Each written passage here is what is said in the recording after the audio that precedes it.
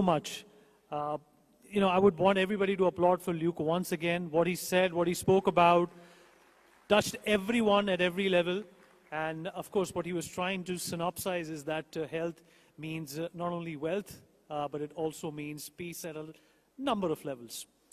All right, now we're going to in fact transition into something which is not as a softer facet as our health is. We're going to talk about what's next in innovation, what's next in technology. And of course, that is an area where India has been growing leaps and bounds. India is synonymous with technological advancement, technological upgradation, and technological leadership as well. And to shed more light and talk a bit about this, joining us for our next session is Mr. CarlosMontes. He's the lead of the Innovation Hub at the Cambridge University Judge Business School, and he is going to talk about how India, everyone, can become a tech superpower. Now, isn't that an amazing topic to lend your ears to? A big round of applause for him, please.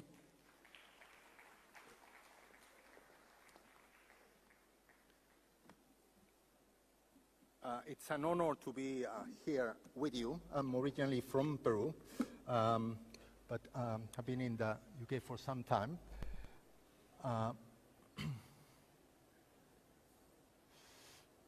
Oops, I've jumped a little.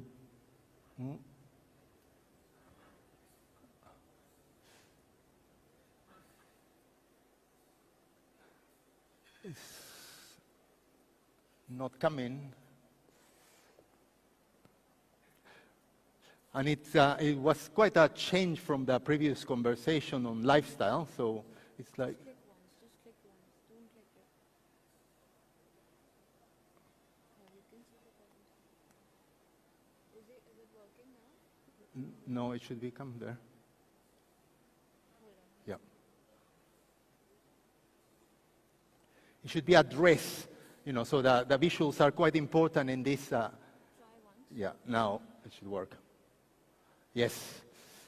So it was critical because I wanted to, although this is about how India can become that tech superpower, so very ambitious, but I start with this dress that I think, it was famous 10 years ago. So for those that will remember. So some of you, if I ask you what color is this dress, I'm asking the two colleagues there in front, what color is this dress? You will see, some people will say it's a gold color. How many people here see it as a gold color? You raise your hands. Other people will see it as blue. So it's the same picture, but there is a blue person. I actually see it as gold, and I cannot be persuaded that it's blue.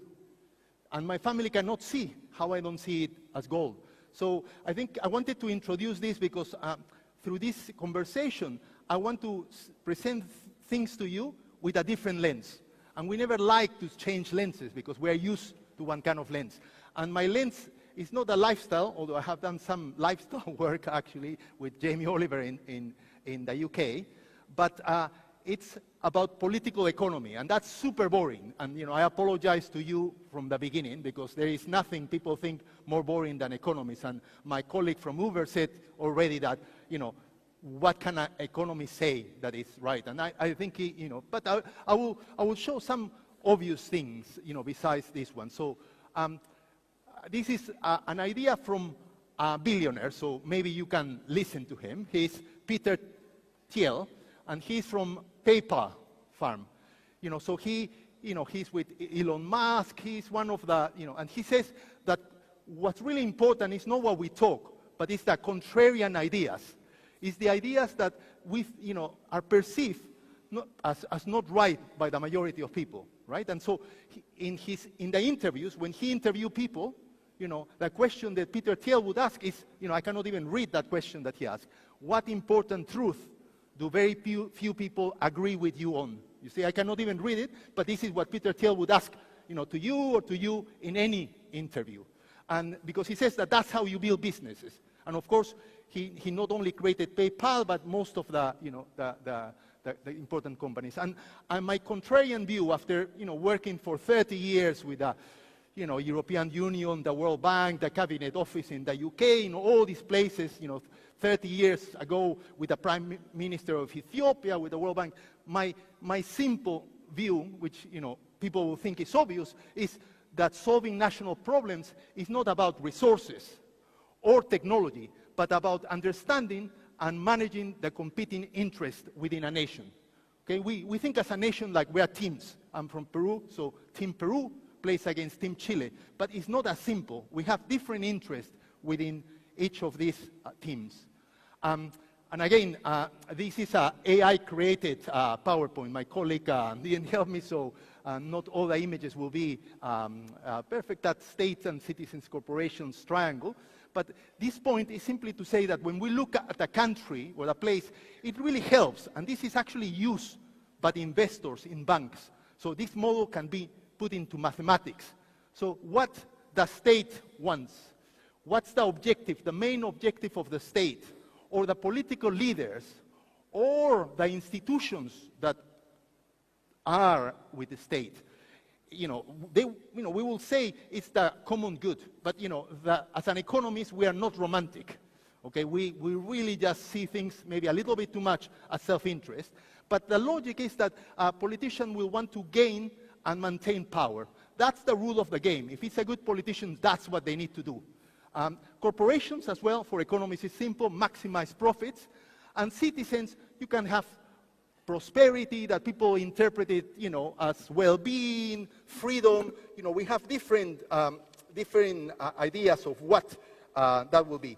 But with this simple model, people could look at different countries, right? So North Korea, to put a simple case, in North Korea, if you are a politician there, you need just to have the support of your essential supporters, right? Who would that be?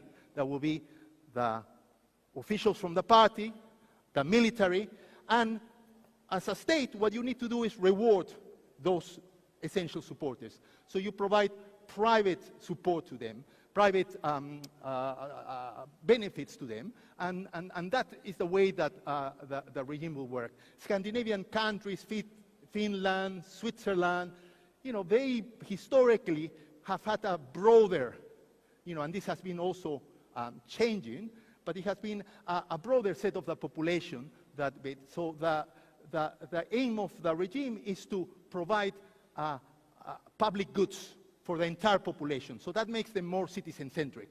So briefly, Peru, just to mention it, obviously, these are Peru and Ethiopia, countries of more unstable kind of coalitions. And in the case of Peru, for example, we have had 6 presidents since the year 2000 that are in jail or indicted. So that just shows you an idea. In Ethiopia, again, there are narrow groups that get into the power, into power, and it's contested by the groups that are excluded. So that's how you understand a simple analysis of the political economy. And then you get countries like China, US, and EU, your political, powers. And, in a simple way, we can say that China is a state-led country with periodic market reforms. The US is a corporate-led with periodic populist interventions. And the EU is a citizen-centric with comprehensive regulations. So, just for illustration, this has some data, but for illustration, and because it was done with some initial numbers, you can see that countries on the top is where state power is higher. Countries on the right, so Japan, UK, US, will be more where corporate power is more predominant. And on the left, where there is more citizen power, so Norway, Denmark, Finland, Estonia. So the reason I use that triangle is because when we talk about technology, and we always say, oh, AI is going to solve everything, the printing press, we heard before that the printing press did not solve everything. It took 400 years until education, that made it happen. But these are, the most famous new people in economics, as Emoglu and Johnson. And they say the obvious, with all their story is, the thing that is abundantly clear is that there is nothing automatic about new technologies bringing widespread prosperity. So technologies are not going to bring us this prosperity, but if they do or not depends on the economic, social, and political choice. So the choices that I mentioned before, if you were more into the state side, or more in the corporate side, or more in the citizen side, that's what's going to determine how your technology actually works. So when we say that in India, technology could work in this way or that way, it's going to depend on exactly, how it fits to the model that we have. So it comes to the obvious things, that China obviously has a technology model that is state-led, with limited market, unpredictable regulations, state-backed, where data collection favors the state.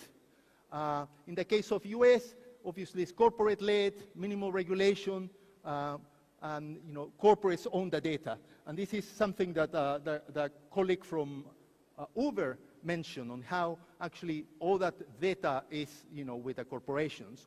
And the EU is more citizen-centric, has comprehensive regulations. They have the GDPR, a very detailed list of regulations. And so from that is to say that obviously these countries have done incredibly well. And they have incredible technologies, but with the strengths that they have, there are also risks. So obviously with China, with all those impressive developments in their technologies and high growth, there is the risk of powerful surveillance and social control. In the US, the Magnificent Seven, as they are called, all the Googles, Facebooks, Metas, etc., they control 35% of the S&P 500. And they are global platforms, they have disruptive innovation, etc., they venture capital. But the risk, obviously, is that they develop a monopolistic power, as it was mentioned in the discussion before, that can lead to control of regulations and even control of the state, right? So Peter Thiel, for example, says that it's not a problem to be a monopoly, because monopolies are even good for the economy. I guess the question is, what happens when those monopolies actually are in control also of the state, right? And the EU, and this is mentioned by a lot of people in tech, obviously has this nice data protection regulations, etc., but it has the risk of over-regulation and tech stagnation. In terms of India, how, and I discussed this with a few colleagues, before to see, is that the world has observed the incredible emergence of India. It's not only a global power, it's, I think, the top 13 investment destination in the world, but Bangalore is the 8th startup city in the world. So it's only, in Europe, it's only second to London. And besides that, the complementarity with the US tech system, etc. On governance, obviously, it's the world's largest democracy and peaceful transitions, a world leader in public technologies, and a talent pool, was mentioned before as well, is the largest English-speaking engineer pool in the world. So that's an incredible set of assets in terms of defining what technology it could adopt and what to do with its technology. I think in terms of the challenges, there is still a low income per capita, and education quality is, again, still one of the challenges. This table just shows you, this is from the World Bank wealth accounts, just shows you a little bit the challenges behind. This is the wealth for the United States, which is about, $750,000, and then, you have the other countries sort of there. And then this is a table that I mentioned in terms of how that city in India is like after Shanghai, the 8th startup city in the world. And now the key point is how to become that tech superpower. And the colleague again from Uber mentioned before the challenge. He even said India needs to be in a war footing in order to achieve this. And what I present here is that a key thing that India needs to do is look at the options that other people have taken. So China has made amazing progress, but at the same time, it had a historical time of open trade, etc., that it's not available anymore. And the fact that India has the world's largest democracy as well makes it, difficult to sort of look at China as an example. In terms of the United States and the EU, I think the difference is in terms of, again, the initial stock of human capital in the countries. So looking as an economist, simply, one would say the best option for India will be to choose a technology that fits the needs of empowering its people. And so that's something that we all would agree with, but I think the challenge is that sometimes the political economy does not lead you to that, because,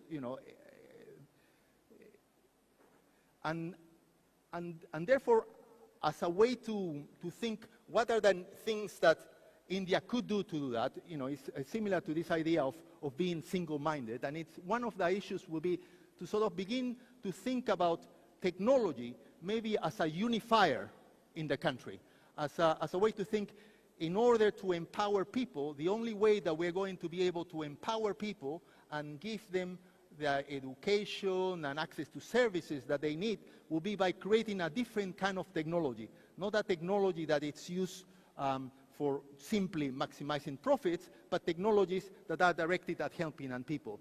And therefore, as a result of that, the idea of building consensus with inclusive coalitions, moving beyond short-term politics, ensuring neutral and independent regulators and state institutions, which again are necessary in order to make sure that the economy works for all, and with the advantage that you already have of having a decentralized system, a federal system, where you can do policy experimentation and local solutions. And this is something that has been observed again in many countries, that decentralization can be used very positively. And the second sort of key way to get there is to double down on something that you already do, which is this public-private innovation. I have had some opportunity to see the work that has been done on digital public technologies. Yesterday, I was invited to the Ministry of Finance, where I was giving a presentation on UPI and where it's going, and I think that shows an example of what India can do following that approach. I think when people showed me that technology, I thought, how is it possible that India could develop these technologies, given coming from Peru and